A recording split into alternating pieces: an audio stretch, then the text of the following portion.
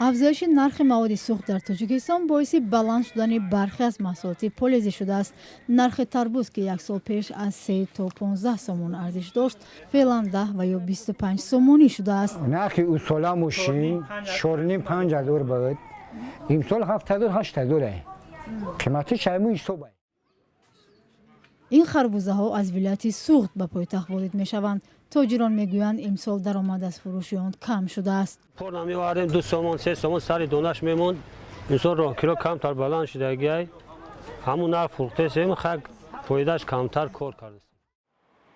در یک هفته اخیر نرخ سوزشواری در تاجیکستان به خصوص در شمال کشور 13-15% افزوده، علاوه بر این کمچین شده است. مقامات سبب یک باره بالاروی نرخ سوزشواری را به گران شدن نرخ در بازار جهانی ربط دادند.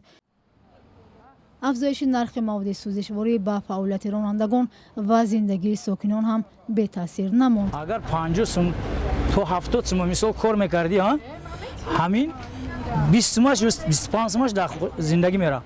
باز همون کار کردن نمیتونی. کارشناسان میگویند یک علت دیگری بالاروی نرخ سوزشواری در تاجیکستان و حتی کمچین شدن آن به بسته بودن راه قرقیزستان ربط دارد.